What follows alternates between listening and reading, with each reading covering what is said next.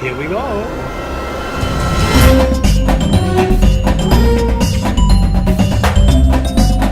Welcome to Design Approach. Before we get started, I have some housekeeping items. I want to give a shout out to Legends Bar and Grill for housing us again for this amazing interview with Chris Weaver. Now, we really enjoyed ourselves, and this venue is a big part of it. Dawn, the manager there, she always hooks us up, sets us up with a really nice table at the Gardens, buffet, restaurant next door to the bar. All the stuff is located right in the Penn Stater. It's off of Innovation Park. The food is incredible. The selection of beers at the bar is great. And, we enjoyed ourselves so much that after we stopped recording, we pretty much shut the place down. So a huge kudos to the team out at Legends Bar and Grill. Check it out. Also, I'd like to give a shout out to Zoom. That's the company that makes the recording device that I use to do the podcast. I use the Zoom H1. It is incredible. Out of the box, it only took me a couple minutes and I was up and running. I get the utmost quality out of this thing and I can't speak more highly of it. Go to zoom.co.jp to see all of their products. But like I said, I highly advocate the H1. The main event, Chris Weaver. We started off as acquaintances, and by the end of this interview, I felt like we were best friends. It comes out in the audio big time because it seems like we get comfortable real fast, and the conversation goes from the nuts and bolts of WordPress, because, at the end of the day, he is our local WordPress guru. And then I figured out that he is a wealth of knowledge when it comes to how to start a business, business strategy, how to maintain a business, and the heart and soul of a good business. So, without further ado, my friend, Chris Weaver. All right. Well, I've got a very special guest today, Chris Weaver. And unlike all the rest of my guests, Chris insisted that we did not do any preparation. So this will be the first Design Approach, no prep podcast. And I really kind of like it because, of course, it was less work for me and it is super casual. So welcome to Design Approach. I really appreciate you coming. And why don't you give yourself an intro, since I really don't know either. I'm really excited to be here. My name is Chris Weaver. I am the owner of Phase 7. It's a web development and design business based here in State College. We set up in July of 2016. And our goal really is just to build really cool, visually appealing websites for small to medium-sized businesses. When you look online and you find a business that hasn't been set up professionally, I think everybody can see that very, very quickly. And Dude, the reality, I've not gone to a restaurant because I tried to make reservations and I couldn't find their phone number or some shit. Yeah, exactly. And it has to be done well. And I think, part of what we do, and if you look on our website, we say, look, it's time for you and your business to have a really professional online presence. And that's what we want to do. And one of the things that we feel really strongly about at Phase 7 is not overcomplicating the process. Like when someone comes to your website, do they look at it and say, this looks really cool, I'd be interested in partaking in whatever they're selling or offering, and are they able to very quickly and easily contact you or buy from you? So we're very big into the UX experience, which I know, you, Trevor, this is something that you're extremely into. Yeah. For all the listeners that don't know, my background is in user experience as well as graphic design. So my ears perked up when you said that. So. Right. Yeah. And that's something we're really strongly into. It's when someone comes to your website, you either want them to contact you, you want them to give you their email address, or you want them to buy a product. So how quickly can they do those things? And the reality is, I think a lot of times people, developers and designers especially, will try to overcomplicate. And I'm speaking just kind of truthfully here. I think they overcomplicate things to justify their skill set. It's it's got to be complex, or it's got to be, we've got to go through this great big process because I want people to feel like I really know what I'm talking about. And the reality is, for me, it's well, no, I think we can get to the point really, really quickly. What are you selling, or what are you offering? How can it meet a particular need? And once we decide that and we understand who the audience is, can we get them to the point of getting in touch with you or buying from you really, really quickly? So that's something that we're really big on. We feel as though that the tools at this stage for building really cool responsive websites are so awesome that we can really focus on those types of things as opposed to worrying too much about, things which are kind of sorted out now, quite easily. Yeah, so the number one thing as a UX expert is information architecture. That's kind of what we talk about. But all that is strategy. Like, how are you going to lay it out? What's your sitemap? These older terms. Mm-hmm. And this whole push, and we may be getting in the weeds too quick here, but I think so. I feel that way too. But that's cool. Yeah. Let's see what happens. So when we get into the whole mobile first approach, mm-hmm. right?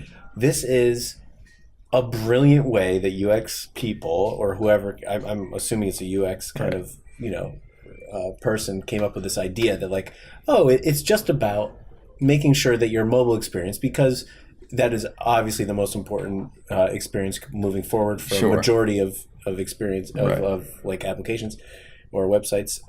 You want to make sure that's good first, and then we can pretty much enhance as we get to larger viewports. Right. But that's kind of a lie. So when we have our UX cult meetings and mm-hmm. with the doors shut and no one's allowed in the room, right. what we talk about is, that's just a really brilliant vehicle mm-hmm. of making people have proper sitemaps, right? So what does that do? What saying mobile first does a couple of things. It forces the right. content expert to prioritize mm-hmm. their options, right? This is probably the number one thing that I've found is hard to get out of a client. Is mm-hmm. like, what is the number one thing you want? Right. And they're like, well, the number one thing are these 4 things. So, at Phase 7, we use WordPress as our content management system to build out our websites. And WordPress, in my opinion, for what we do, if you're trying to build a website which looks really sharp, you can get up and running really quickly. To me, it's the best tool in the world, and it is the most popular content management system on the planet. WooCommerce, the shopping cart, dwarfs all other shopping carts. It's bigger than Shopify. Like it's freaking huge. And I didn't know that. Yeah, it's bigger than Shopify, and it's far more flexible than Shopify. We've had people come to us and they're like, "Hey, we've got this Shopify cart website that we're doing, and we just want to make some simple changes to the homepage or to something else." And it's like the number of themes that are available and the ability to customize and configure a Shopify website is just profoundly more difficult than doing it on WordPress. Probably a lot more limited too, right? It's a lot more limited, and it's like WordPress, in my opinion, we'll probably talk about this later, but I've been doing WordPress websites for about 6 or 7 years. And in my opinion, WordPress is entering this zone and this level and like kind of hitting its stride in terms of being just like unbelievably awesome. Like it's the tools that are available, the plugins that are kind of coming to the top of like, for instance, like the events calendar by Modern Tribe. Like that plugin is the go-to for, if you're hosting or if you're putting on events. Yeah, I'm familiar with that. Like that's the one. Yeah, and awesome. They've been around long enough that they're extensions off that plugin. It's like, that does some awesome stuff. And we use it on a number of projects that we're working on at the moment. But I really feel like WordPress is hitting its stride, kind of going to a different level. And it's providing developers who are building visually appealing, responsive websites for clients who don't have money to go out and get a full customized solution. Right.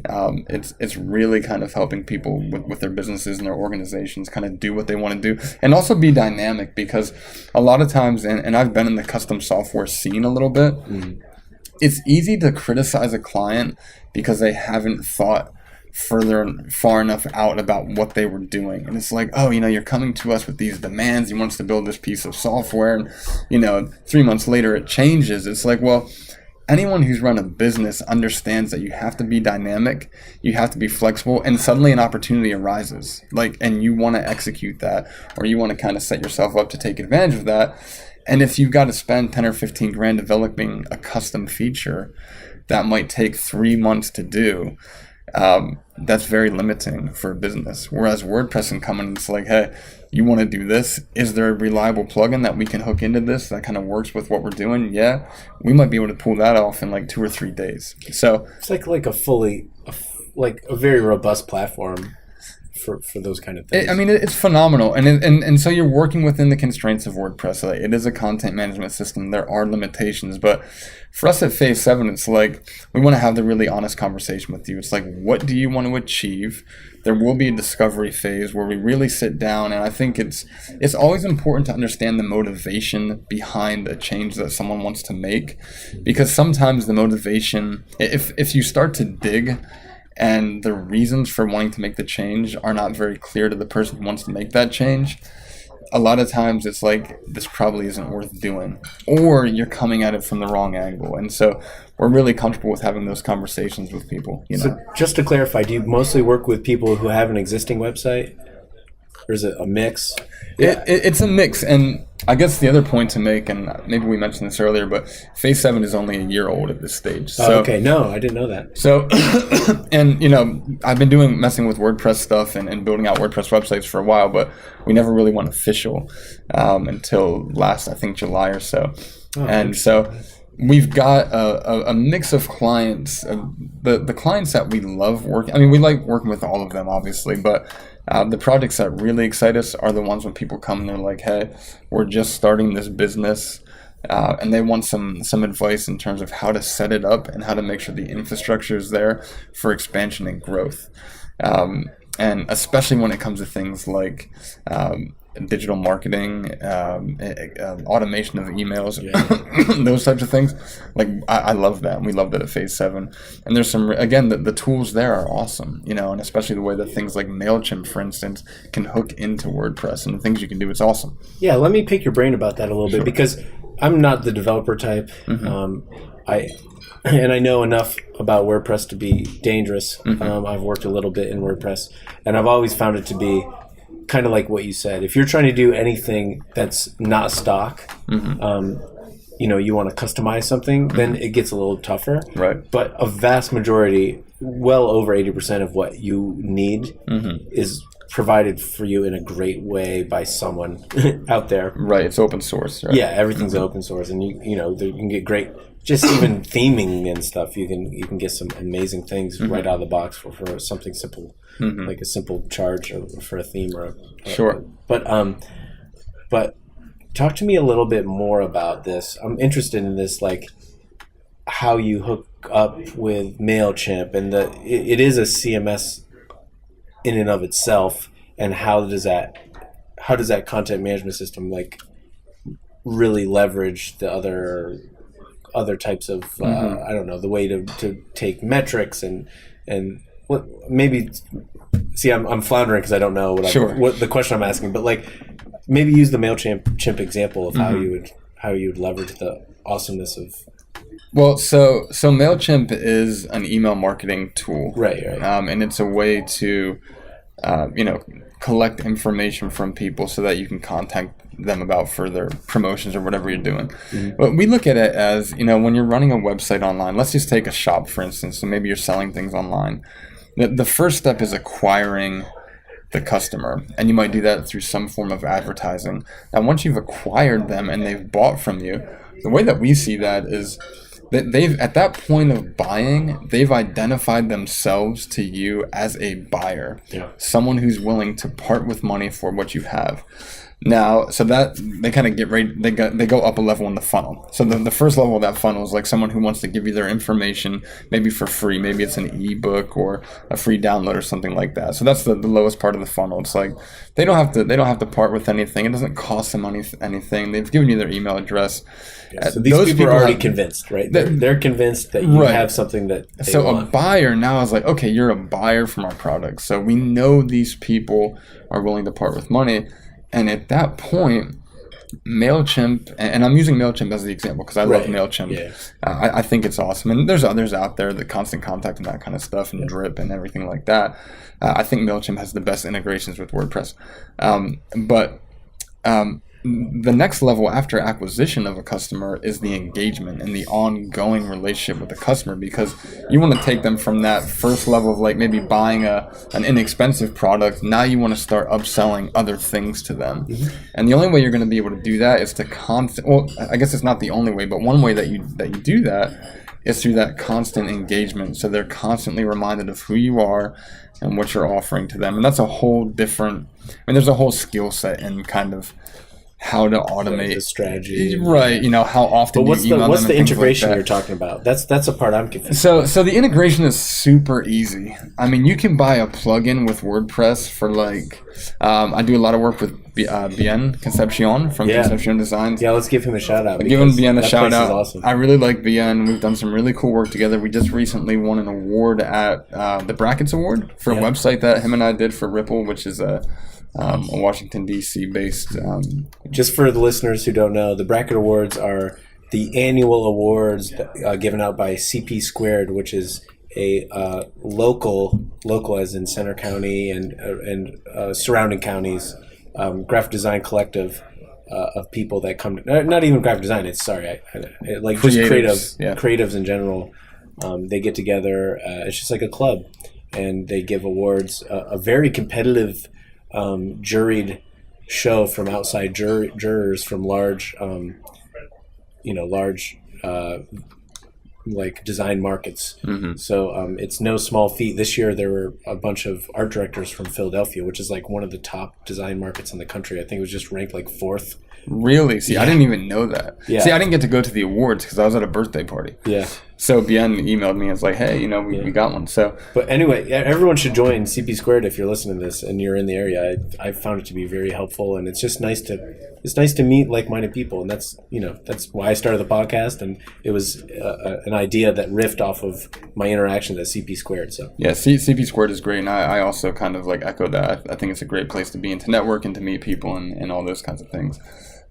So as far as this MailChimp integration, you can buy. Bien and I were also doing another website together for Namaste Getaways, which is like this thing where we're still early stages, but yoga instructors team up with this holiday company and they go to Bermuda and they book this whole thing out. It's phenomenal. It's fun. But for 35 is that a company that exists today? Yeah, Namaste Getaways. Yeah. Right. It's about to be launched next 2 weeks from now. And it's first in the area? Yeah, first week of June. Right. Yeah. That's freaking cool. they got a phenomenal logo, by the way, and you'll check it out. I'll show it to you. Yeah. But we got this plugin for $39, and it's hooked into MailChimp. It's this, creating an API on MailChimp is you go to your account. First of all, it takes 5 minutes to set up a MailChimp account. Right. It's free for the first 2,000 users or whatever. You hit my account. I think the next button is extras. And the third button is create API. So I'm talking 3 clicks and you've got yourself an API. You take that API, and then there's even a copy button. You don't even have to drag the mouse across the API. You just copy, and then you go to WordPress, and you've already got that opened anyway. So you're on that page, and you paste it in there, and you hit submit, right? And now your WordPress website is hooked up with a professional email marketing tool. Right. And every time that someone buys a product, MailChimp will not only collect their details, because when you're buying online, you give name, address, all those kind of things. MailChimp also at that stage connects in with WordPress or with WooCommerce, the shopping cart, and it marks which product they've bought. So now if you're selling a lot of products, you can go through to MailChimp very quickly and say, I want to email people who bought these 3 products between these dates, but they also didn't buy this product. So it's if people were interested in buying these products, and you should have categorized your offering properly. So it's okay, so I want to email everyone who's bought these 3 products but didn't buy this one, and this email is basically going to promote that particular product. And I can get that specific, and I can write out an email, I can put a little picture on it, and I can hit those people very specifically. And is that because it's built into WordPress the way you have to create content within WordPress, or is with the tagging and whatnot? And at this point, there's nothing to do with tagging. At this point, this is literally just a customer bought. MailChimp acknowledges their information, saves it on your marketing list, and identifies the products that they bought. Gotcha. Okay. So it's a super simple process. And so when I talk about the ability to use these tools, that's a high level tool.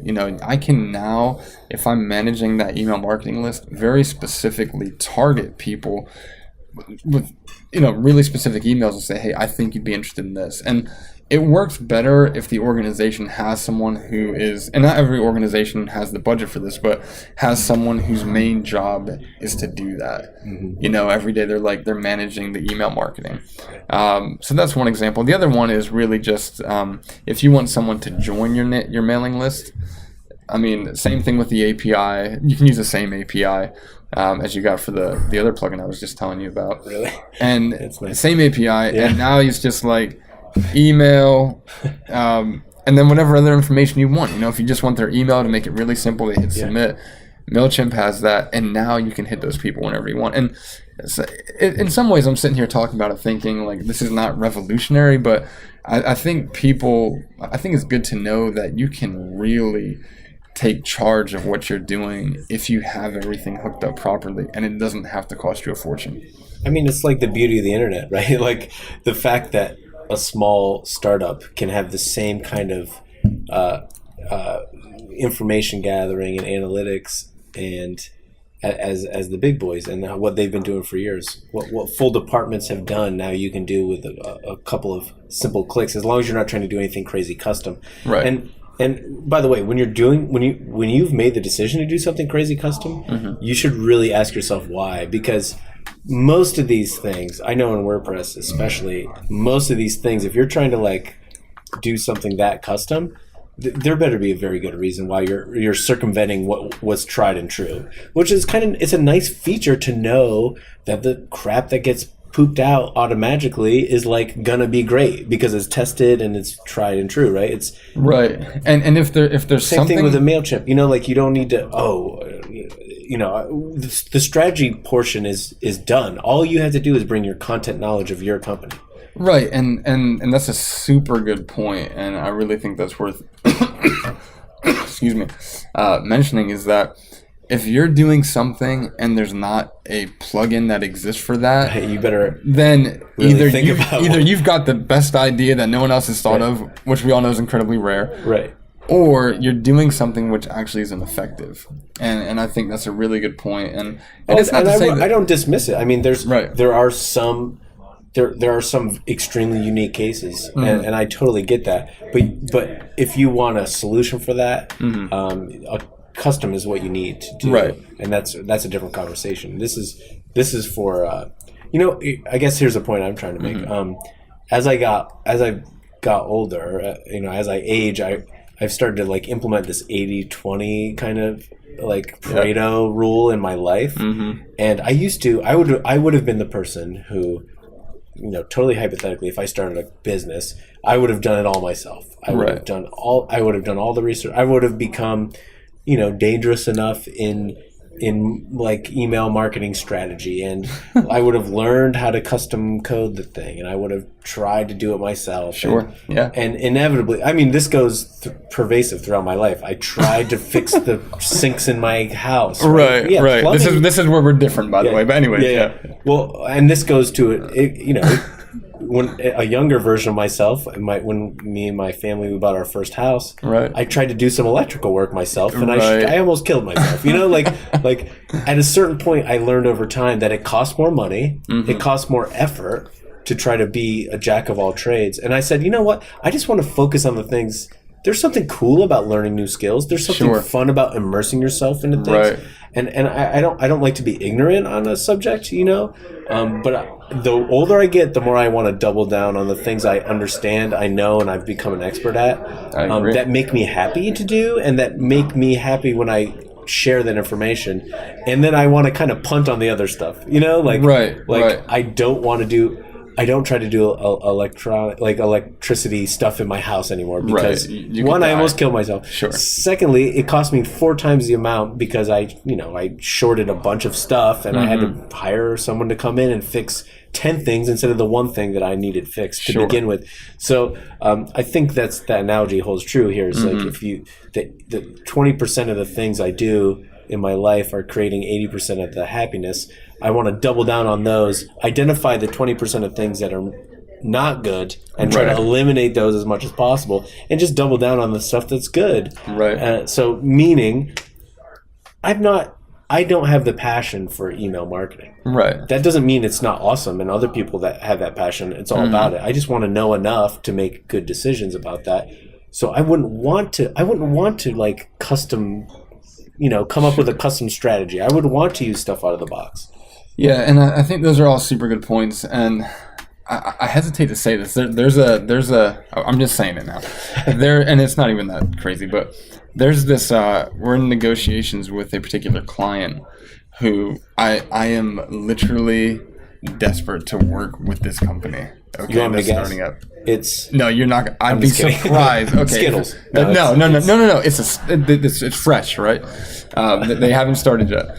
They're on their way. I want to share too much because I don't want to put their name out there. Just The whole thing. It's not Skittles. It's a t-shirt company. It's not. No, it's not a t-shirt company. I can't do that. So I am so desperate to work with this company, and I spent a lot of time. I went out. I actually went to their house. I met their family. I got on really well with this guy. I know he wants to work with me. I want to work with him. And the issue is the numbers that I've given to them in terms of the proposal are too high for him. Okay. Just price. We're talking price. We're just literally talking price. Yeah. And at this point for me, Phase 7 is not a hard sales company. I feel like we're very fair on price. And I feel like, any creative person or anyone working in this industry, you do a better job if you feel like you have budget. Okay, you flow better, and I think that's true for anyone. And it's not that you're out to you're not trying to rip anyone off, but it's like if we have budget for us to let loose on this thing, like this is gonna be bad. Like we're gonna have a good time, and it's gonna be awesome. And so we're still kind of in talks. I mean, I hate to say this on the podcast because at some point somebody might pull me back on this, but like I've dropped price on a number of areas because I'm like, look, I want to work with you. If we get this going, like I think we can. This will be long term for both of us, and we'll have a great time, and it'll be phenomenal. By the way, this is very important. This is something that people in the creative realm deal with all the time. Sure. And by creative realm, I mean people that make a thing. Right. If you make a thing as a service for someone else, I mean, every single person at different points in their career struggles with this. I do myself every day. I have I have a day job, but I also have a thriving freelance business.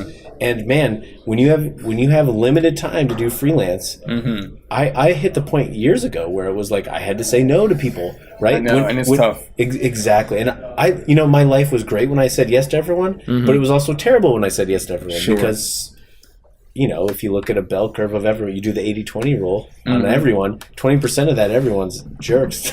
Right. Right. But, sure. You know what I mean? So I get it. And so, I totally get the fact that you would lower prices to work with great clients. I mean, right. And good work begets good work. So and like if you can see an opportunity where like, we're clicking on them where good work will happen. Yeah, it's totally worth it. I agree with that. It is worth it, and this is a project we really, really. I can't even stress this enough. Like I want to do this so much. I just want to do it for fun. To be quite honest with you, but at the same time, it's like the whole idea of opportunity cost. It's like if I'm doing work for a lower price here, I'm missing work at a normal price somewhere else. And so you can't run a business by doing. And we do pro bono stuff, and we do fun stuff, and part of Phase 7's portfolio is projects we don't get paid on. It's things that we go out, find, and do for fun, like this Finger Lakes project, which I want to tell you more about later. But to kind of get back to the earlier point is, the point that I'm driving home with this potential client, and you were saying earlier about, hiring an electrician instead of you doing it yourself, is what gives your business the best chance for success? Like at this stage, I truly, honestly believe that the skill set that this particular family has, that is there, and they're good at that, and I'm good at this, and together we give their business the best chance for success. They can go out and build some BS on Squarespace or freaking like GoDaddy web builder. It's gonna look shocking. They're not going to be able to sell what they want. They're not going to be able to engage customers after acquisition, even if they acquire them. And so I'm thinking, if I can communicate somehow like what gives your business the best chance of success, and that's where Phase 7 comes in, I think there's an awesome opportunity. Now, you're balancing that with, like, you don't want to sit at someone's dinner table and come across like a traveling salesman. Like, because I don't want that, and that is not Phase 7. So many people struggle with that too. Like, when it comes down to the nuts and bolts, a lot of us in the service industry are really good at what we do. We're good at executing. We're good at conversation. We're good at like having interpersonal relationships. Mm-hmm. But when it comes down to money, for some reason we clam up, and it's tough. It is tough, and I wouldn't even say that I'm someone who clams up to talk about money, but it's just more like I don't like making people feel uncomfortable. I'm happy to say what I think the value is, and I think that's a respect that I pay to myself and to my business. It's like, if you can't see the value, either you're not a good client to work with, or I'm not communicating it to you properly. And part of the process is educating people. It's like, you go on YouTube, you're watching music videos, and in between every music video, it's like, hey, build your own website with Wix. You can be done in 5 minutes. And they put this amazing picture up there, and you're like, that's great. Are you going to sell a variable product? What if someone wants a large t-shirt instead of a medium t-shirt, and it costs an extra $2? What if they want to return it? Like, can you handle all It's that funny stuff? because we talked about the limitations of WordPress, but comparatively to the other WYSIWYG solutions, they're so much better. It's ridiculous. Dude, WordPress, I can't speak highly enough about it. Like, I love it. Yeah. Okay. And it's not a WYSIWYG. It's not. It's a platform. It is a platform. And here's what I kind of say to clients. I'm like, this is not customized software. It's highly configurable. Like, we can configure this like till the cows come home. Like, this thing gives us options. And it's options where you're not... We run into this, and like, I'm feeling good now. Like, we've had a couple of drinks, so I'm just going to like start tangenting. Okay, is that okay? Yeah. Okay. So one of the things I really want to do with Phase 7 is there's all these out-of-the-box software solutions for like membership websites, okay? And it's like, you can host events, you can have multiple membership levels with multiple access points and all this kind of stuff. First of all, quite often, and I hate to sound nasty, but the design and the themes are shockers. Like, they are horrendous. They are not good to look at. When I see something repeated over and over again, it starts to diminish its credibility. Sure. And to me, it just says this is stock. This is... like, attention to detail is important to me. There's no soul in it. And there's there's no personality, there's no soul, and there's a lack of detail. It's a lack of understanding, kind of what really matters at the end of the day. So it's a fine line in between that, and the difference between a theme that's. I'm talking like when you can literally see something, and that it just, and maybe I'm just a snob about it, but it does irk me. Sure. And subconsciously, I think other people do too. I think subconsciously people think, you know what, this is just yet another XY website, Right. And a lot of times when you're doing business, I feel like it's going to be impossible to get back to my original point here, but we'll see what happens. When you're doing business, one of the first things we ask people, we talk about audience and all the cliche things, which are cliche for a reason, but you have to have these conversations. Wait, let me interject. Do you have like a questionnaire, or do you have a process? We have, on the record, I have to say we have a process. I can't say it's complete free form. Right. But there's like 8 questions that I'll talk you through, and I normally will use... I've got like a little template that I use to kind of like instigate. Would you be willing the right to share conversations. What, you just want me to talk about some of these things? Well, what I'll do is I'll put it I'll have a show notes section, and I would love to do that. I would love to do that. Yeah. I'll post I have my own. I'll post my own. Mine's specifically for... I do a majority of my freelance work is like brand right. Logo refreshes, stuff like that. So what I'll do is I'll post my 8 questions that are specifically to brand, and you can post your questions that are specifically to I web would love development. to do that. I would love... this is what it's all about, like this whole collaboration and like kind of... That's part of what I want the podcast to be too, is so people can find resources, Sure. And this is what I love about State College. When we came here, it's like my background is foreign exchange trading in London. Like, it's a completely different scene, okay? That seems different. It's really different, and it's websites. It's not. It wasn't like it. It's like feast and famine in foreign exchange, like in like global markets. Is it like super high stress? Oh my god, it's super high stress, and I can imagine you like. And I'm just seeing you in a different light. I can't even tell you some of the experiences I've had. Like, we'd be here forever. That like high stakes. It's high, definitely high stakes. Yeah. We worked with retail investors and retail traders, so the number figure, we weren't sitting there like, ooh, this is a $2 billion trade.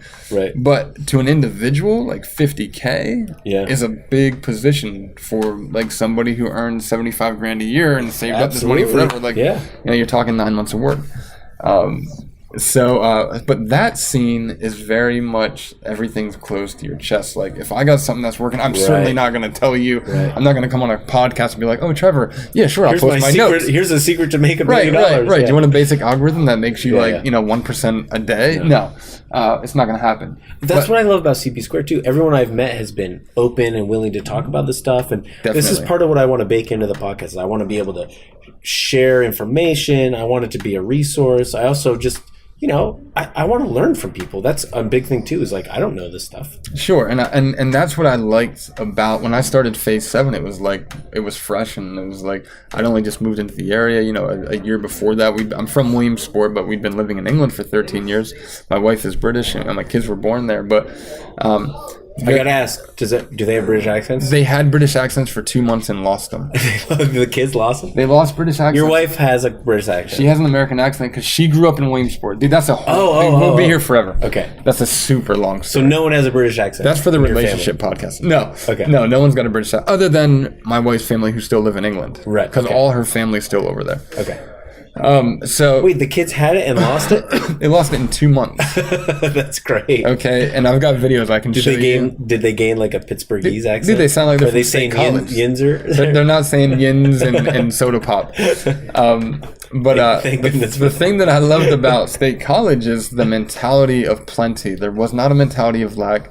Yeah. There was not a mentality of we're not going to share. It was like, people are talking. It's like, oh, that's cool. What do you do here? What have you done? And I feel like Phase 7 really wants to be a part of that scene. We really want this, like I said to you earlier, contribute. Like, is there any way or area that we can contribute to what's happening here?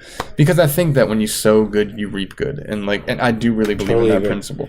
This is why you're willing to, and I've done the same thing, you're willing to say to this client, like, listen, I really am into what you're into. I need to make some money off of this transaction simply because this is how I feed my family. Sure. But I'm willing to really talk to you about this in a very meaningful way. I'm willing to, to make it work. Let's sit down and I found that to be true too. I say this to a lot of my clients, like, I'm so into this project. Right. Let's just make it work. Let's make it happen. Yeah. And the more you interact with someone and the better that interpersonal relationship gets, it seems easier to come to a place where both parties are happy at the end. Like, maybe I didn't make what I would normally charge, and maybe this person stepped outside their box as far as the things that they were willing to let go of, as far as the control of. But at the end of the day, it's like, but look what we did. That's negotiation 101, right? We both are incredibly happy with this. And I think, when there's a mutual respect, you're understanding the value of what each person is bringing. Like, you can have those conversations, come to some really cool conclusions, and do some really cool stuff. And that's exactly where we're at. And that's what I'm hoping happens with this deal. And if I get it, we'll do another one of these at some point, and I'll tell you the whole story. Because it will be awesome if it happens. This story in itself is its own podcast? It's its own podcast, excellent. Easily. Well, there'll definitely be a round two. Okay. I feel like we're just scratching the surface here. Okay, good. And by the way, I'm dying to know what it is. So okay, I'll tell you after. I can't go public with it. And it's not top secret. I'm laughing at the listeners. I will know. Okay, Trevor's going to find out as soon as the mic goes off, and I'll make sure the mic is going off. Coming back to the point I was making about these membership out of the box websites. Right, okay. What I see happening is, first of all, they don't look visually appealing because the emphasis is on the functionality, and the emphasis is on creating this one size fits all. And so what happens is clients and organizations are sacrificing visual appeal, and they're constantly shoehorning everything to fit in the software because it's not that configurable. And again, WordPress and what we do is not completely custom, but it's highly configurable. Right. So the amount of times we're shoehorning a process into something is very small. And part of the discovery and fact-finding phase up front is I make sure I kind of understand as much as I can, like what is going to be possible and what is not. So there's no surprises. You cannot cover everything in the discovery phase. For me personally, I have not been able to do that. I think we can cover a lot. Yeah. And we can explain that as well. So it's impossible. There's no. You can't do it. And so phase 7, one of the things we're looking at doing now is putting together a marketing plan to, I don't want to use the word attack because I feel like it's too strong, but I think that's the word. Attack some of these membership websites that are kind of like just out of the box membership stuff, and really go after those clients and say, hey, look, you've been using a service which it got you to a certain point, but you've reached your ceiling. And so the next step is to go configurable. It's to go to somewhere where we can make your site look awesome. We can have all the same features, likely way better, or else we wouldn't even be interested in the project. And you're going to be able to take your organization to the next level. And in doing this kind of like research for this approach that we want to take in terms of marketing and this kind of like path we want to go down, I've realized like something has become very clear to me. It's like, and my wife and I own another business called Hat Talk, which I think I mentioned to you before. And this is part of the reason why I'm kind of passionate about this, because that's a subscription-based membership community software where we sell an e-magazine for people who make hats. My wife writes that. It's another long story. We can talk about it. But the kind of process I see is like sometimes you need these out-of-the-box. The first step is like out-of-the-box software that you pay a licensing fee for, maybe $300 a month or $250 or whatever, and that gets you where you need to be at that point. But you need to acknowledge when your current software or your solution hits its ceiling. And from there, that kind of out-of-the-box thing, the next step is to go to something more configurable, something which gives you more flexibility, something which is going to look better from a design point of view, something where you can really begin to identify what your strengths are and how to promote those through your online presence. And obviously, we're talking like straight-up websites here. And then the next step from there... What you're talking about is absolutely transferable to everything. I think that's true, You're saying this story, and I'm thinking about, let's just say, classic logo design. Right. Same exact process, right? Mm-hmm. Like, there's the parallels are uncanny. Mm-hmm. You can go to $5 like logoclub.com and get something that's functional. And by the way, that has a place in the market. I don't discourage that. Totally, right? Yeah. As a person that does custom logos, and I would charge much more than that. Right. For like, because I do what you talked about. I do this whole strategy. I send out the questionnaire that I will post in the show notes. Mm-hmm. I want to know your business, and what I'm going for is a solution, a visual solution that's part of your visual, like, not arsenal, but like visual, part of the visual communication package that you can use. And I'm going for a couple things: accuracy, timelessness, but timelessness is a good one. Yeah, for Nike for logos, yeah, that's great. So swoosh. But you buy the $5 logo, and that has a place in time, but it will almost inevitably hit that ceiling, because that work wasn't done. Right. And so many times have I come into a rebrand project in which they hit the ceiling, and it parallels this exactly. And I think, and I guess I didn't even because I was looking at it in the context of what I do. Maybe I didn't realize how that kind of transfers into other things. It makes total sense to me. And the reality is, maybe the next step is then custom. So it's like out of the box, configurable, and then custom. Maybe if you really need it, if you're trying to, Uber obviously needed to build a custom piece of software. Like they weren't going to be like, let's WordPress this thing. It's like, no, you needed that, there is and that some makes high. sense. I mean, WordPress is used. I mean, what is like the New York Times is on WordPress. I mean, I don't. I mean, I'm not going to say because I don't think I'm right. But so that's and I think what happens is businesses when they hit their ceiling and they feel like maybe it's time to move on. Maybe they're only at that stage, and I'm speaking really broadly and generally, they're finally starting to make some money, and it kind of sucks to spend that on the next round of development or something like that. Right. And so it's a hard emotional decision. The story with Hat Talk, and this is, I've lived this. We'll just describe what Hat Talk Can I go into this? Let's for the listeners. Okay, for the listeners. Tell them what Hat Talk is. So it all started with a small town in England, okay, which is really how the story begins. There is a hat block maker in a little town called Womborne. What's a hat block? So a hat block, when you see a hat, maybe like at Ascot, like all the women are wearing hats, a typical hat is formed around a piece of wood. And so you'll design a piece of wood. Is it just like shaped like a head? No, not at all. No, it's shaped like the hat's going to be. Oh, okay. So, and like this is a highly skilled thing to craft out.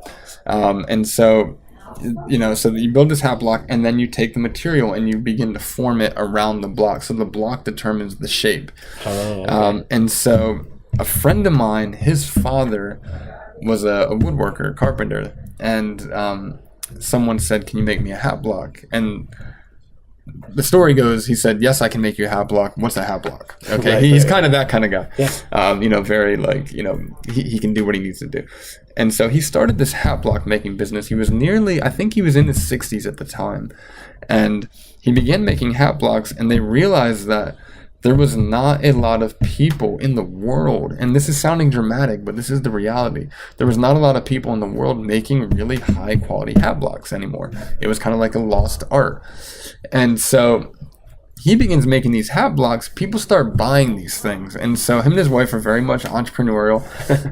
And so she's like, I'm skipping through a lot, but we got it, So she's like, "Hey, I'm going to start writing a magazine teaching people how to make hats, and we're going to feature a particular hat block every month so that people are like, oh, that article is really cool on that particular hat block.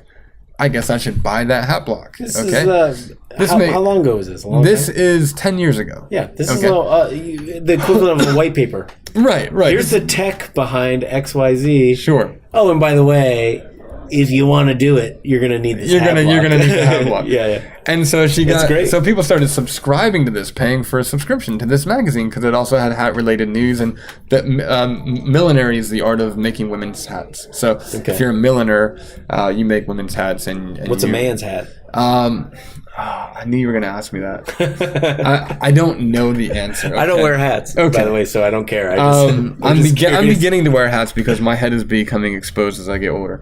But milliners are people who kind of perform the art of millinery or kind of are skilled in the art of millinery. It comes from the term, it's from Milan, actually. So women began making hats in Milan in like 1500. I'm not exactly sure on the dates. And they began to be known as Milaners, people who make hats in Milan. Milaners, that translated over time to milliner. Okay. Cool. Milliner. So she's writing this magazine. He's making these hat blocks. It's working, Now, they want to retire because they started this late in life. Now, my friend, whose father this is, Owen Morse Brown, really good friends of ours. I can't even express that enough, really. He's also a woodworker. Phenomenal. He makes medieval instruments. Okay, that's what he's doing at this time. He's like a world-class recorder player, performing Baroque-style music, and he's making like cellos, custom hurdy-gurdies. I don't know if you're familiar with a hurdy-gurdy, dude. I'm way interested in the music component, but I'm not on a board. Right. Okay, we got to go. We'll talk about that afterwards. He's making hurdy-gurdies and this kind of thing, right, out of wood in his workshop. Yeah. And so his dad's like, "Hey, I got to pass this business down. I want to retire. Do you want to take it on?" So Owen and his wife, Catherine, are like, "Sure, we'll take this on." Catherine is very good at marketing, really good people person. They're a really strong team. And so then they have this magazine. And my wife's we're talking like a physical magazine, like a no, it's an e-magazine. Okay. Sorry, yeah, it's a digital magazine. So, am I going too far into this story? No, I like it. Okay, so I dig it. And so they have this magazine. There's 100 subscribers paying $5 a month. Okay, $500 a month. 25-page e-magazine. It's raw at this point, right? It's raw. She's in her 60s, like suddenly creating a magazine. Like, it's a phenomenal story. Like, it's entrepreneurship. It's people like making it happen. And so she's like, "Well, I don't know what to do with this magazine. I don't really write this anymore." My wife is a very gifted writer. Her mom's a writer. Her grandmother's a writer. And she was at the time going to Bath University in England for creative writing. And she was pregnant with her first child. And we're like, "We'll take that e-magazine on." They weren't looking for money to be bought out because it's only generating $500 a month. Like, how do you what's the value of that? Right. But they thought there was potential, and so did we. So the agreement was, we'll give you 10% of gross, just forever. Yeah. Back to our earlier conversation. We'll just make it work. This seems cool. Let's make it work. We're friends. I like you. I like working with you. Right. And I'll make excuses to work with friends all the time. Sure. Even if the work is subpar sometimes, just because I like working with cool people. I totally agree. And so we started this process, and at the time we're living just outside of Bath. I'm working in London quite a bit. Actually, Kingston at the time, which is outside of London. And my wife Becky takes on this e-magazine, writing this thing. Now, she doesn't know anything about hats at all. So she's learning, and, she's really the editor at this point. So she's collecting information, she's meeting, making contacts. She's just done this literally amazing job at this thing.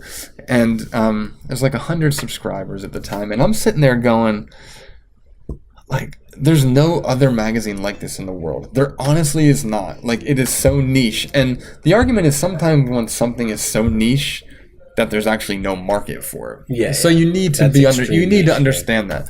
But at the same time, side note, out of those 100 customers, were they pretty much all local? Was it no, word of they're mouth? all over the world. They're all okay. They're all over the world. Even at this point, they're all over the world. Australia, South Africa, Canada, and that's California. the core 100. That yes, right. Wow, so I'm sitting here at China. So I'm sitting here going, well, 100 times 5 is 500.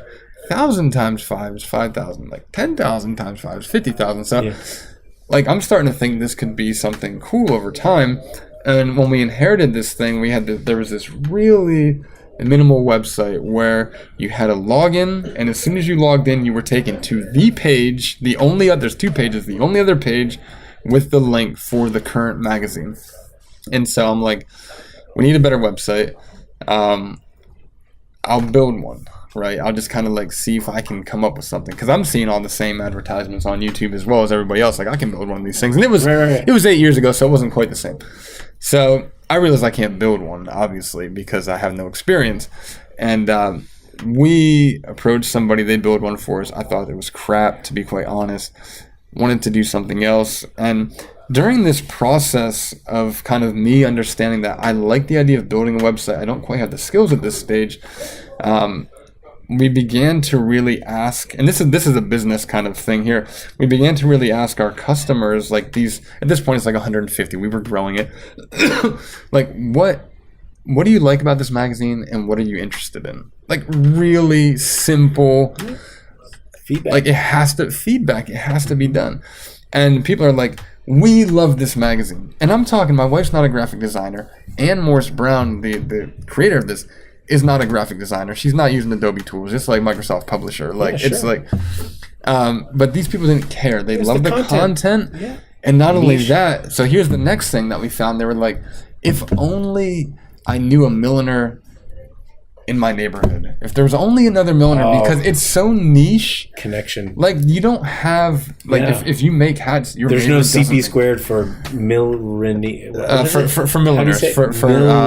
Millinery. Millinery. It's hard to say. And so... Right, there's no collective in your hometown. There's no Get collective. together with the other people that make hats. It's going to be just you. Okay, you're going to be by yourself. And so... I see where this is going. So I'm talking, I'm listening, I'm going, we need a membership site. Like, we need to connect these milliners with other milliners. And so Hat Talk suddenly became this, like, we really realized there was this community of people waiting to meet each other. Yes. And so that's when I went down this membership path, and we got this membership software. PHP Fox was the software. It's $350.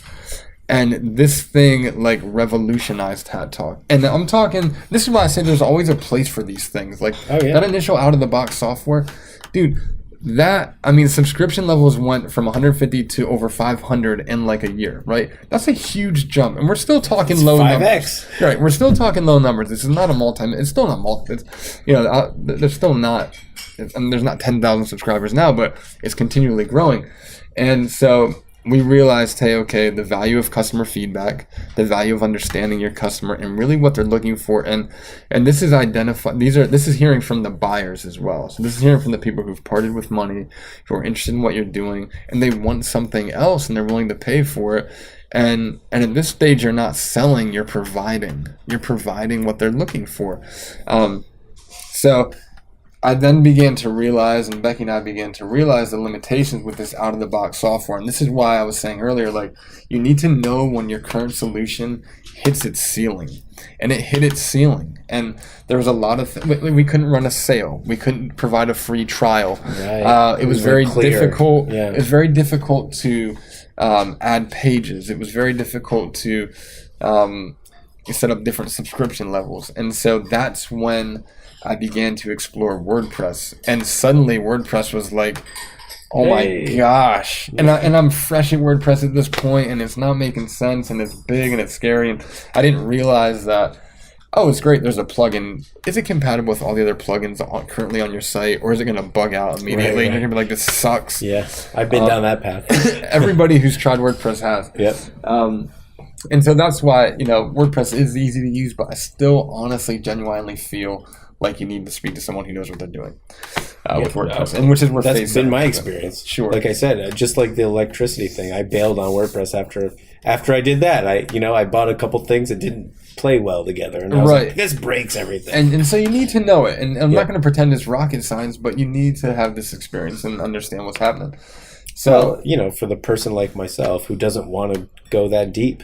Right. I mean, which I kind of recommend, unless that's what you're into. Why would you even try to go that deep? Why would you try? And also, it comes back to this point: like, what's going to give your business the best chance for success? Yeah. Are you going to spend $5 or $10,000 really making this thing rock, or are you going to decide, And if you have that money, do that.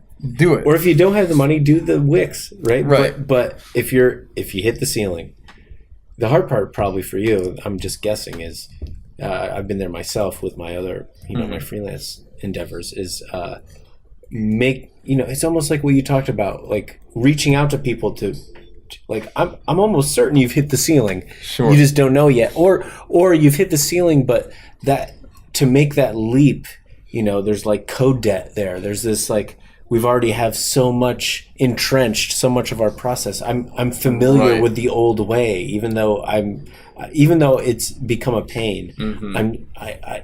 At least I know it. Right. What you're proposing is the unknown. Is different. Yeah. Is different. Yeah. Mm-hmm. So I totally understand that. And those are all things there. And it's like, I like your approach though. Of you talked about, this is something. So one of the reasons why I started a podcast is I listen to a lot of podcasts. So half of my opinions are formed by these gurus that I spew out their they're like whatever. Sure. So and one of the it made me think of Seth Godin, the marketing guru, talking about the connection economy when you were talking about how you've connected the hat community, and he claims that's the biggest leverage and the only new thing you can do anymore, really, is to connect information. The information is out there now. We need to help connect the people. Sure. And then it also made me think of the gurus that talk about when you were talking about hitting the ceiling and all this, the gurus that say, listen, do guerrilla style marketing. You identify the people that need your services, and you reach out to them. That's that's old school. That's how our grandparents used to do it. Right, you go after it. Right, exactly. So from a graphic design perspective, they would say, go find the companies in your town who have an ugly logo. You knock on their door and you say, you know what? I'm a professional graphic designer. No offense. Your logo really could use some updating. It's crap. Yeah. And like 9 out of 10 people say, get out. Right. I designed that myself, jerk. Sure. But that 9th person, and you form that relationship, and pretty soon, blah, blah, blah, so. And I totally agree with that. And this whole like membership approach that we're taking, considering, and we're just trying to figure out a way to approach these businesses where you say, look, it can be a lot better. And often they're not going to move, and people don't move until the pain becomes strong enough. Like, it's like, oh man, we're so sick of this thing. It's just stop. And they can really begin to outweigh the comfort of the and it's the same old thing. Like, you move faster away from pain than you do towards pleasure. Yeah. You know what I mean? It's like, this is one of those things. And then communicating that in a way which is not offensive. Like, you can't roll up and be like, dude, that's shocking. Yeah. Like, what the heck? And then my grandson designed that. I oversimplify I get it. It's ill-advised to knock on a door and say your logo's ugly. Right, but that's what you want to do, and that's what needs to happen. Right. To be quite honest, I just meant that guerrilla style. It's a proven tactic that's good. You know, it's a good way to. Right. I mean, you go after it, and so as we're kind of approaching this, like attacking this membership style stuff, you know, we're almost designing a product, which I don't like to do, but you know, it's like if you're going after a certain piece of software, you need to make sure that you can at least match it or do better in every area of it. So we're currently exploring, like, okay, if there's member events, like how do they display that? You know, how easy is it for the person who's uploading these events to do that? Because it has to be better.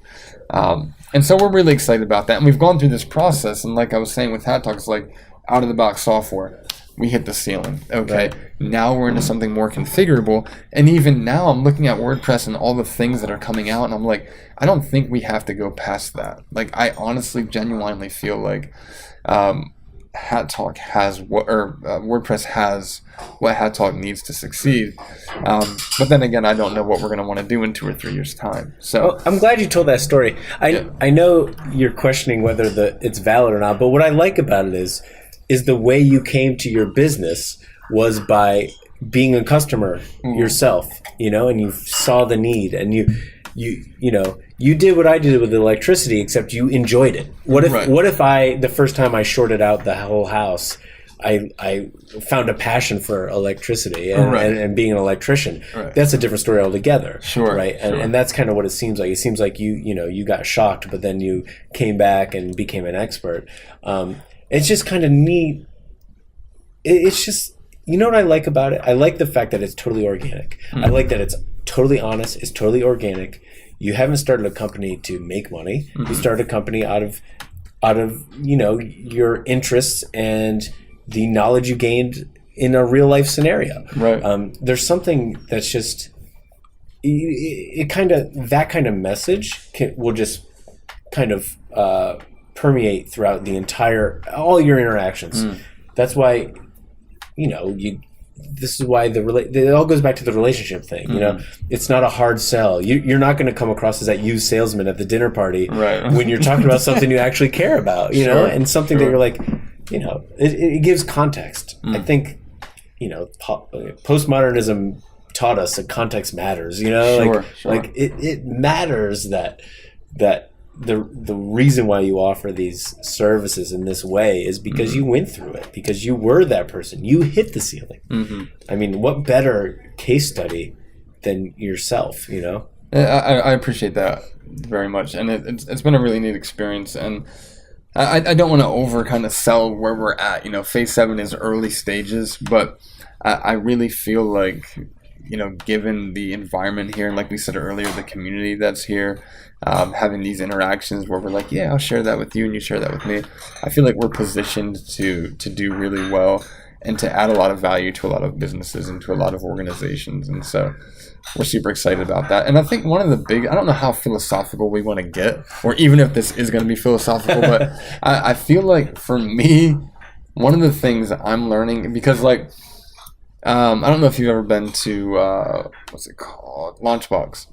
I'm familiar with it. I've never actually been there. I'm familiar with that. You know, I work a little bit with the Rolling Group, and Rolling Creative is they're a strong designer player in there. Yeah, it's a really awesome resource. Penn State's kind of birthed, and I don't know all the kind of technicalities in terms of who owns what or what it is, but it's a place for entrepreneurs to develop and to learn and to gain understanding of what it takes to be successful and to there's all kinds have of access to resources. And it's like, oh yeah, you're trying to do this, and there's some really cool people down there. And one of the things that I've noticed, because I've done some work down there and I like the environment, there's a couple super nice guys. Jason, I'll give Jason a shout out. You kind of see people, and it sometimes, and this is not really a criticism but an observation, and it's kind of bold to say it, I guess, but sometimes you feel like people are looking for, they're trying to like start a business. Right. The goal is to be a business owner. Yeah, and I spoke to this one young guy one time, and I really like him, and we get on really well, and I have a lot of respect for him. He's like, oh, you know, this is literally the conversation. I'm starting a business next week. I was like, great, what are you doing? He's like, well, I haven't decided yet. Like, I'm still trying to figure that out. And I was like, I get it. I was 20 years old. Okay, I'm speaking now as a 34-year-old person who's like got some battle scars, and just had more life experience, so hopefully you naturally mature as these things happen to you, and life kind of happens. But really what I've realized is like, I identified the opportunities around you, like the things that you're already doing and the things that you're in. It's like even going all the way back to these hat blocks. He was a carpenter. Like making hat blocks out of wood was not a far stretch from his skill set. You know what I mean? It's like, is there something that you're really good at? Is there a really cool opportunity there? It doesn't have to be sexy. Like for me, phase 7, I really honestly, we're at the stage of exploring this whole like membership thing and really kind of reaching out to businesses who want thriving memberships. Like if I would have said when I was 20 years old, like, hey, I'm thinking about, building a configurable kind of software development company and design company, and we're going to focus on membership websites. Like that wouldn't sound really cool. Right. Like you're not going to be like, oh, it's the next big app. Yeah. But it can be profitable and it can be enjoyable. And so I think that's one of the things I'm learning is like identify the opportunities that are within reach and things that kind of touch you, to some degree. And another thing that I've been thinking about, and again, this is kind of like what I was saying earlier about not approaching the sexy things, but things that can ultimately still be fun for you, still can be really productive, still can add a lot of value and have high impact, is working with county chamber of commerce websites. Okay. Because first of all, they're everywhere. So like every county has one, which is a good thing. So whenever you're looking at a business opportunity, for me personally, it's like, are there leads? Can you convert? And can you define a product that you can communicate with someone the value of? Will they find it beneficial? Can you work together? And it's like, that's great. And is everyone doing well from it? So you start looking at these chambers of I can't even remember the exact term, chamber of commerce websites, and it's like they're often old, dated, somebody's not maintaining them, and the reality is they're there for a reason, and that is to provide value to their members. And like, are they doing that? And some of them really are. There's some really good ones out there, and there's some of them out there that are so terrible looking that you're gonna look at it and be like, this is not for me. So they're losing. Well, they're unusable. They're like hard. Yeah. They're not usable. This is a criticism of government, kind of web presence and things like that. It's like, man, you get to a point where this is very important for society, and to not have a base level of like user experience. And you can tell that it's an accumulation of things that have been chucked on there over time. Exactly. And it's like, it's time for recategorization. It's time for simplification. And there's a business, I forget the name of it, but they provide a licensed software for these types of organizations. Right. And it's the same with the membership stuff. It's like, yeah, I get it, but it feels like, I did some basic research. There's like 67 counties in the state of Pennsylvania. Give or take a couple, and the majority, just as I went through, they look terrible, and it's like, you're not going to get people to be members based on this. Now there might be other avenues, maybe you're going out doing things in the community and people are signing up, that's great, but when they come to your site, which is meant to be a resource center, it's not really that valuable. And so in the same way that we're currently exploring this whole idea of like working with membership sites, I'm also exploring this idea of working with Chamber of Commerce sites within particular counties and seeing if we can provide a solution which is configurable, which can still kind of represent the unique things that they do, but also understanding that there's some similarities between all of these. Like there's some basic core features that they all need, that they all want. Can someone subscribe online? Maybe you have a recurring payment. The moment that they purchase this particular product or level or status on the site, can they be made available to certain content on the site, like immediately? And those are things that we're doing, and I think that we could add value there. But it's really interesting because when I look at these sites, like visual appeal is, and you know this as well as anyone, but visual appeal is so important because we judge things by the way they look super quickly. Like if it looks terrible, you think there's no quality. And there's another website in State College, and I feel like I'm being a bit of a jerk by not saying it again, but there's another website another business I'm desperate to work with, because I know their product is so amazing and there's such a level of craftsmanship there, but their website does not reflect the level of craftsmanship of their products. Like, and to me, that's got to be one of the most important things. Is like, is your website reflecting the type of work that you do? And so one of my like kind of key indicators or my tests is I have like my 12-year-old daughter. I'm like, look at this website, good or bad? And she will immediately say good or bad very, very quickly. And I'll agree with her every single time, because it's like, we now know with all these apps and all this stuff kind of floating around, like, you know if something looks cool or something does not look cool. And whether it's right or wrong, like, you base a lot off of that first exposure to the way something looks. For websites, it's like, you know, I think we just understand the importance of that first experience and that first kind of like visual exposure to what you offer. And we think that's really important. In the UX vernacular, there is a term for, so I definitely appreciate just the idea that a professional looking brand, in general, a professional look to your look and feel of an experience is crucially important. And I totally believe that from the graphic design side.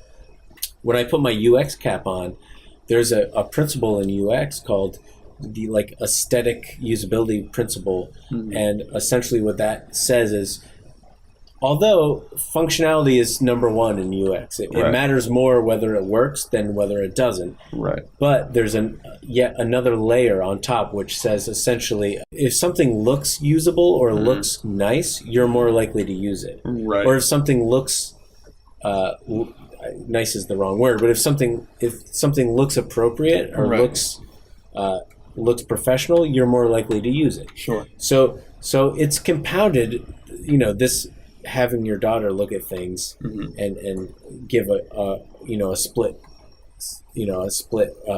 second reaction is hugely valuable. I mean, that's so true. It's not only valuable in the overall perception. My point is, a lot of the times the brand will get diluted to just, well, it's just an overall feel, look and feel of the company at the end. But it also, from a web perspective, and there's so much data to back this up, it literally affects the way humans interact with your website. Right. So if you lay it out exactly the same, they will achieve the same tasks, but they're more likely to achieve the task quicker if everything looks nice. Right. All right, so we're at the time where we wrap up. I'll do some quick fire questions here at the end. So I've had no time. My only preparation for this podcast was I've begun watching Jimmy Fallon interviews a bit more consistently.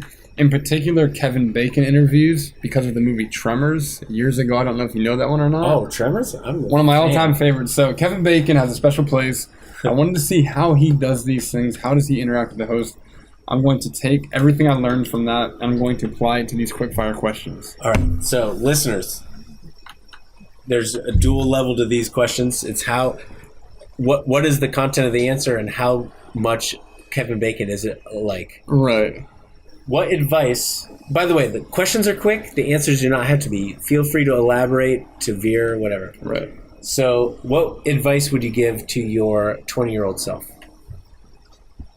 My advice to my 20-year-old self is just to pursue the things that you enjoy in terms of work. Like, I think we're provided in like the Western world with an opportunity to enjoy our jobs. Like, we don't just simply have to say, that's the only way that I can provide for my family, therefore I'm going to go and do that. So I think continue to, don't give up on the things that you actually would like to get out of a working life or a working career. And if you're and also don't overvalue money. So it's like, they go hand in hand. They do go hand in hand. It's like, really determine and really explore what value is to you. And maybe value is, having a flexible working life, and it is getting a coffee every day at 10:30 at your favorite shop and kind of learning and knowing about the people there and kind of having a 20-minute chat and not have to run back. Is that worth getting paid 15 grand less a year.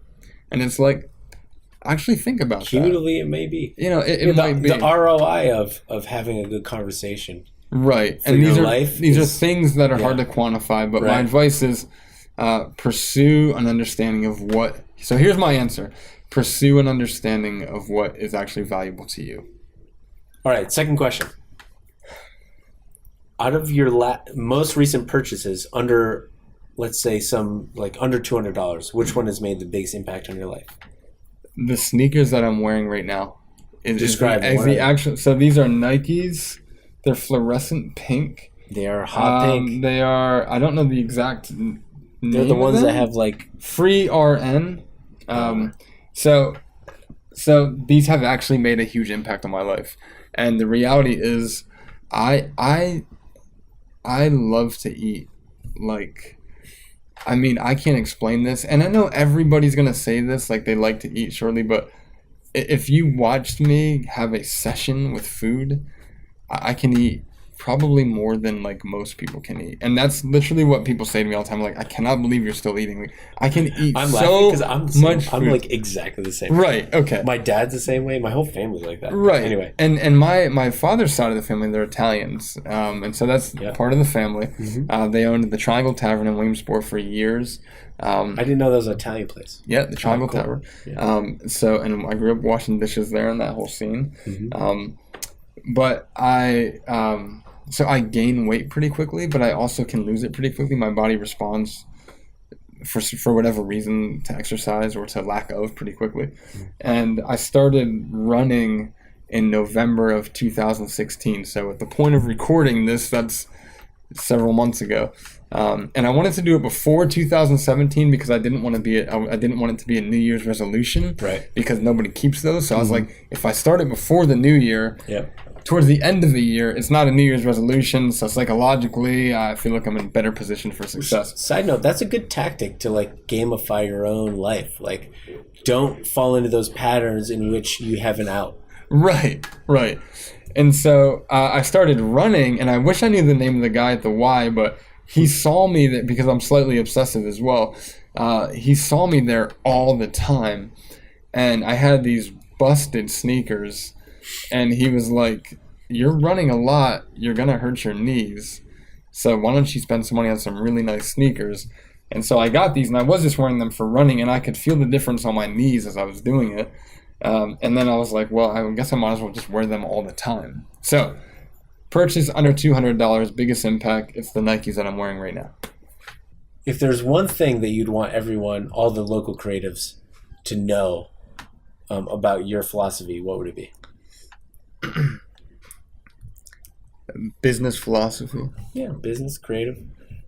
I guess my advice is I personally think it's really good to have a phase-based approach to dealing with clients when you're working in a creative scene or you're working, developing a website for someone, because I think it removes anxiety. If you say to someone as a client, it's like, I know you have all these crazy ideas and there's all these cool things you want to do, and you see yourself in 18 months running this particular business or organization or whatever, and you're going to need all this stuff, you're going to get anxious about that. But if I can say to you, we are on phase 1.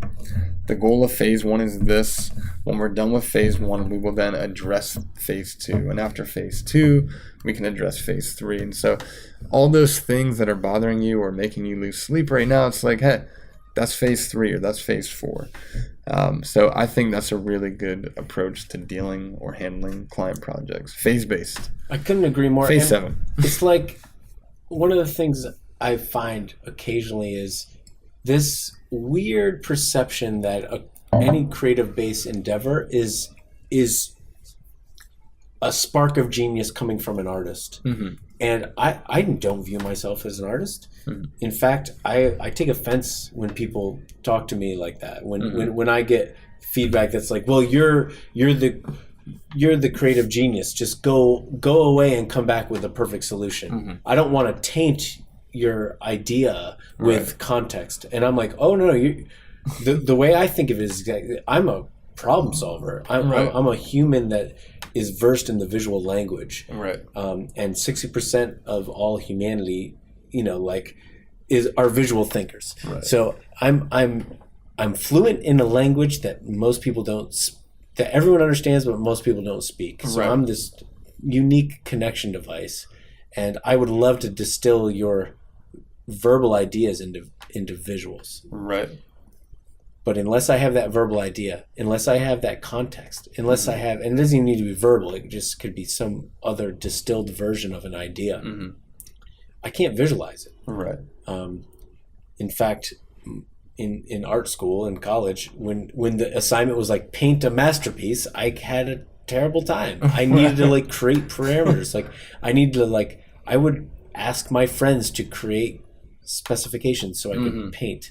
You know, like Right. this sounds weird, but it was just more proof that I'm a problem solver and a designer as opposed to an artist. I think, and this might be to the extreme, but I do believe if you have a style as a designer, you're not a designer, you're an artist at that point. Right. There is no style. That's really interesting. Yeah. My style is to solve problems effectively. So what's the look? You know, is there a Trevor Calabro look? No. Is there a Trevor Calabro way of using an app? No. There are rules to these things, and of course I put personality and heart and love into all the projects. Sure. But the end result is a combination of all the context, which includes the client. And my best project, the best outcome in my projects are the ones where the client has a bunch of input. Right? Sure. So if a client comes to me and we have a true collaboration, that's the best product. If a client comes to me and they dictate literally every single thing I do, that's the worst outcome most of the time. Right. And if I have a client that comes to me and just says, do whatever you want, and I do something and they accept it, it's good, but it's never as good as when there's like true collaboration where the content expert adds that like heart. Right. You know what I mean? So, right. Because they know their industry, they know what they're doing, and yeah, you're teaming up. Yeah, I totally agree. It's the phase methodology. There is a methodology. That I guess that's my point. Whether you call it phases or steps or whatever you call it, it is important in my mind to make it less about emotion and more about problem process. solving. Yeah, process. Yeah, and I agree with that. And that's why the name of the podcast is Design Approach. Right. It's a process question. And it's really interesting what you said. This might be worth cutting or not. I have no idea, but talking about like, paint or design a masterpiece, and then you say, look, you go to your friends or whoever. A client will come to you and be like, I have this idea of a masterpiece. Right, and it's lazy on their part. It is lazy on their part. Right. And that's fine because that's people, and we're all we have our moments. But this idea that you then say, you know what, I need parameters or I need some form of structure to work within. I think, and this is what I was mentioning earlier, when my wife got pregnant with our first child, we read this book, and it was a Christian-based book where it talked about certain principles. And it's like, again, it was another one of these scenarios where you didn't necessarily have to believe the faith aspect to apply the principles. Sure. And so it's relevant to everybody. And I literally said this a couple minutes ago, like this idea of flexibility versus chaos. It's really clear distinction. And so I know this is a podcast and we can't see, but it's like, some people, and I guess the example could be bedtime for children. And this is something which was huge for us. It was like, there's parents, and everybody's guilty of misparenting, obviously, and I'm not criticizing anyone, but this was something that I felt we did well, was that there's this idea that, we want to be flexible, and so the kids can go to bed whenever they want. They can go to bed at 9, they can go to bed at 7, 10, 8, whatever, and we're being flexible. And the reality is you're not being flexible, you're being chaotic, because for something to flex, it has to have a norm.